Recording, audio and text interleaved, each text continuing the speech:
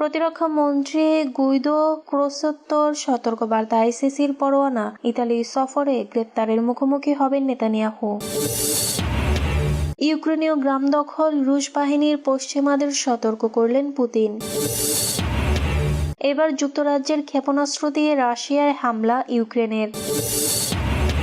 পাকিস্তানে যাত্রীবাহী গাড়িতে বন্দুক হামলায় নিহত ৩৮। যুদ্ধে প্রথমবারের মতো আন্তঃমহাদেশীয় ক্ষেপণাস্ত্র ব্যবহার করছে রাশিয়া ইউক্রেন।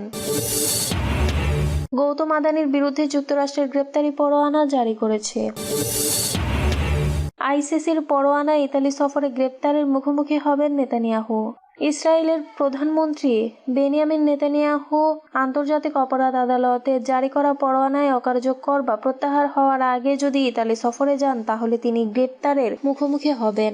ইতালির প্রতিরক্ষা মন্ত্রী গুইদো ক্রোসোত্তো বৃহস্পতিবার এই সতর্কবার্তা দিয়েছেন। গাজায় মানবতা বিরোধী অপরাধ ও যুদ্ধ অপরাধের অভিযোগে বৃহস্পতিবার ইসরায়েলের প্রধানমন্ত্রী, সাবেক প্রতিরক্ষা মন্ত্রী ইয়োআভ গ্যালান্ট এবং গাজা উপত্যকা নিয়ন্ত্রণকারী গোষ্ঠী হামাসের সামরিক শাখার প্রধান মোহাম্মদ দেইফের বিরুদ্ধে গ্রেপ্তারি পরোয়ানা জারি করেছে নেদারল্যান্ডের হেগ শহরে অবস্থিত আন্তর্জাতিক অপরাধ আদালত। এই পরোয়ানা জারির কয়েক ঘন্টা পর ইতালি সম্প্রচার সংবাদ মাধ্যম RAI টেলিভিশনকে দেওয়া এক সাক্ষাৎকারে মন্ত্রী বলেন, আমি মনে করি নেতানিয়াহু এবং গ্যালান্টের সঙ্গে হামাসের সামরিক শাখার প্রধানকে এক লেভেলে বিচার করা আইসিসি একটি ভুল। তবে এই পরোয়ানা প্রত্যাহার কিংবা অকার্যকর হওয়ার আগে নেতানিয়াহু কিংবা গ্যালান্ট যদি ইতালি সফরে আসেন তাহলে বাধ্য হয়েই তাদেরকে গ্রেপ্তার করতে হবে আমাদের। ইতালির প্রতিরক্ষা মন্ত্রী আরো বলেন, এটা কোনো রাজনৈতিক সিদ্ধান্ত নয়, আমরা আন্তর্জাতিক অপরাধ আদালত গঠন সংক্রান্ত চুক্তি স্বাক্ষরকারী একটি দেশ।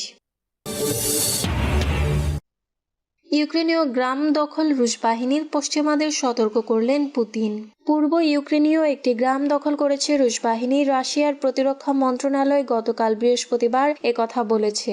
এদিকে গতকালই রুশ প্রেসিডেন্ট ভ্লাদিমির পুতিন বলেছেন, ইউক্রেন সংঘাতে বৈশ্বিক যুদ্ধের বৈশিষ্ট্য রয়েছে। এই সংঘাতে ইউক্রেনের পশ্চিমা মিত্র দেশগুলোতে রাশিয়ায় হামলা চালানোর বিষয়টি তিনি উড়িয়ে দিচ্ছেন না। ৩৩ মাস ধরে রাশিয়া ইউক্রেন যুদ্ধ চলছে। এই যুদ্ধ ইউক্রেনীয় গ্রামটি দখলে রাশিয়ার জন্য একটি অগ্রগতি। দালোনে নামের গ্রামটির অবস্থান দোনেৎস্ক অঞ্চলে। গ্রামটি রাশিয়ার দখলে যাওয়ার বিষয়টি অবশ্য স্বীকার করেননি ইউক্রেনের জেনারেল স্টাফ। ইউক্রেনের সামরিক বাহিনীর প্রতিবেদনে গ্রামটির অবস্থান এমন একটি এলাকায় উল্লেখ করা হয়েছে যেখানে রুশ বাহিনী গত ২৪ ঘন্টায় অনেকবার ইউক্রেনীয় প্রতিরক্ষা ব্যুহ ভেঙে ফেলার চেষ্টা করেছিল।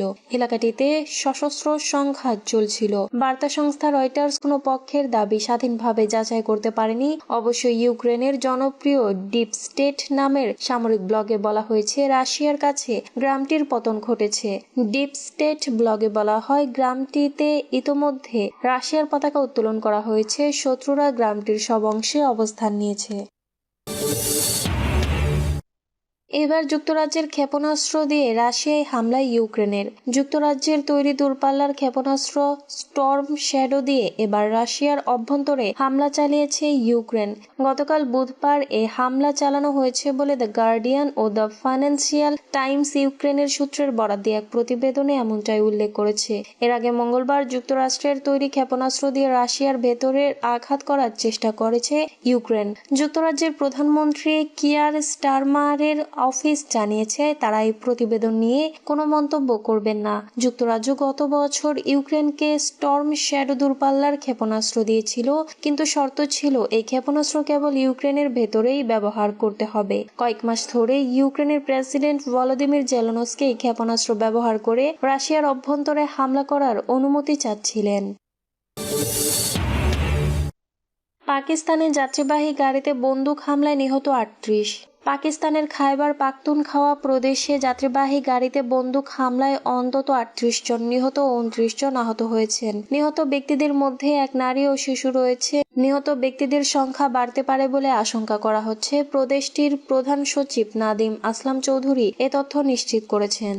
খাইবার পাখতুনখাওয়া প্রদেশের কুররাম জেলায় আজ বৃহস্পতিবার এই ঘটনা ঘটেছে। জেলাটি ক্ষুদ্র জাতিগোষ্ঠীর মানুষ অধ্যুষিত এলাকা। তাৎক্ষণিকভাবে কোনো গোষ্ঠী হামলার দায় স্বীকার করেনি। আসলাম চৌধুরী এই হামলার ঘটনাকে বড় ধরনের শোকাবহ ঘটনা বলে বর্ণনা করেছেন। কুররাম জেলা আফগানিস্তানের সীমান্তবর্তী সংলগ্ন অঞ্চলে অবস্থিত। সেখানে কয়েক দশক ধরে সশস্ত্র শিয়া ও সুন্নি মুসলমানদের মধ্যে ভূমি নিয়ে বিরোধ চলছে। কুররাম জেলার প্রধান শহর পারাচিনারের স্থানীয় বাসিন্দা জিয়ারাত হোসেন টেলিফোনে রয়টার্সকে বলেছেন, সেখানে দুটি যাত্রীবাহী যানবাহনের বহর ছিল। একটি পেশোয়ার থেকে পারাচিনার এবং অন্যটি পারাচিনার থেকে পেশোয়ারের যাত্রী নিয়ে যাচ্ছিল। এমন সময়ে সশস্ত্র ব্যক্তিরা তাদের উপর গুলি চালায়। পেশোয়ার থেকে যাওয়া গাড়িতে নিজের স্বজন ছিল বলে জানান জিয়ারাত হোসেন। প্রেসিডেন্ট আসিফ আলী জারদারি এক বিবৃতিতে যাত্রীবাহী গাড়িতে হামলার তীব্র নিন্দা জানিয়েছেন। যুদ্ধে প্রথমবারের মতো আন্তঃমহাদেশীয় ক্ষেপণাস্ত্র ব্যবহার করেছে রাশিয়া, জানালেন ইউক্রেন। ইউক্রেনে আন্তঃমহাদেশীয় ব্যালিস্টিক ক্ষেপণাস্ত্র দিয়ে হামলা চালিয়েছে রাশিয়া।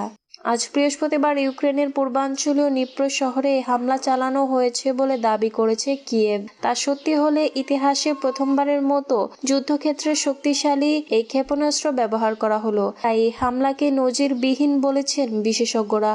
শুধু নজিরবিহীন নয়, আইসিবিএম ব্যবহারের মধ্য দিয়ে ২.৫ বছরের বেশি সময় ধরে চলা ইউক্রেন যুদ্ধে সম্পূর্ণ নতুন মাত্রা যুক্ত হলো।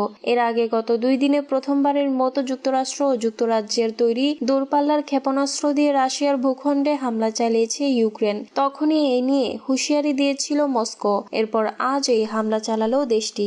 আইসিবিএম মূলত পারমাণবিক অস্ত্র বহনের জন্য ব্যবহার করা হয়, তবে আজ ছোড়া ক্ষেপণাস্ত্রে পারমাণবিক অস্ত্র ছিল না বলেই ধারণা করা হচ্ছে। বিষয়টি স্পষ্ট করেনি ইউক্রেনও। সূত্রের বরাতে কিয়েভ ভিত্তিক সংবাদ মাধ্যম ইউক্রেনিস্ত প্রাভদা জানিয়েছে, ক্ষেপণাস্ত্রটির নাম RS-26 রুবেজ।